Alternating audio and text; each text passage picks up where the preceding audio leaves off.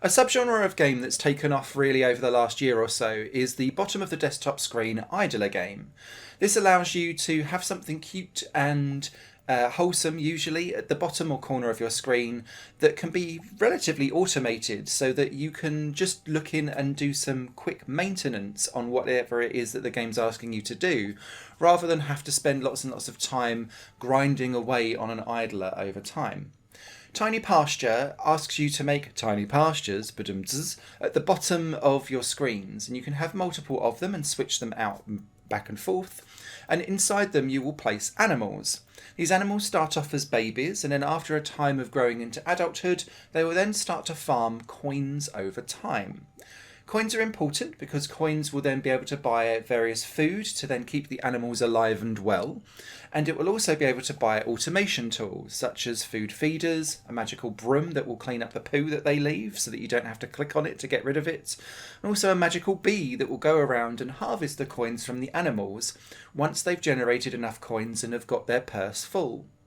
This is important because each animal type has a coins per minute ratio.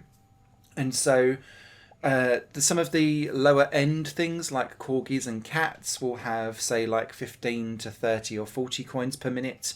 Then you'll start getting hamsters and foxes that might be able to generate 80 to 120 coins per minute. And you'll go all the way up to alpacas and cows, essentially. The bigger the animal, the more coin they are able to usually generate per minute.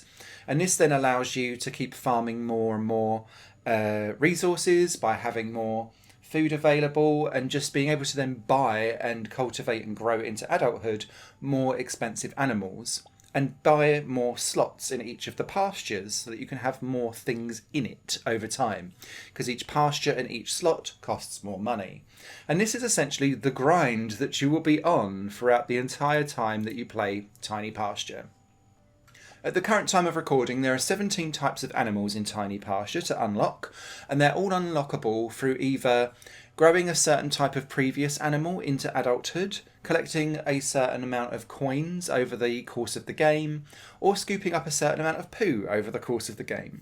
And because it's a grind rather than feeling actively involved in choosing everything, Tiny Pasture kind of spreads itself out a little bit too thin, because it just feels like you're waiting for something to happen rather than actually controlling your own destiny. And because the gates for having another animal in your pasture ends up going from like 500 coins to like 10,000 coins quite quickly, you're then kind of waiting and waiting and waiting in the background. And it's a nice, cute thing to have, but there's not a great structure in terms of how you unlock everything over time.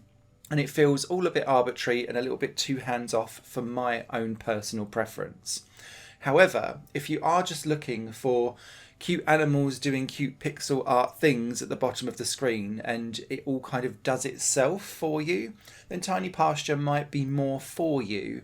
And this is very much down to personal preference as to how much involvement and interaction you want in your idler game, which I appreciate is a weird sentence to say now that I've said it. But I felt with Rusty's retirement that I was in more control of my choices and they made a difference, and the upgrade tree felt more structured around actual actions that I could do. Whereas with Tiny Pasture, it's very much around waiting for idler RNG events to happen to then upgrade and unlock the next thing in my list. And so Tiny Pasture was less exciting and engaging for me compared to Rusty's retirement. I hate doing reviews where I'm kind of pitching two against the other, but it's the obvious choice, and so I feel like I have to. The other thing I want to point out of Tiny Pasture that felt like a missed opportunity is that you only get one version of each automation tool, and you have to keep switching it from pasture to pasture to make it worth your while. And so only the pasture that's on your screen is creating any coin for you whatsoever. Everything else is just like it's been put to sleep, and that again felt like a missed opportunity and elongates that grind out further and makes it feel a little bit more unnecessary. Even the time it takes for a baby animal to become an adult goes on pause, and that felt like a misstep. But anyway, if you're looking for cute things doing cute things, Tiny Pasture may still be for you. It was just a little bit too hands-off for my personal preference.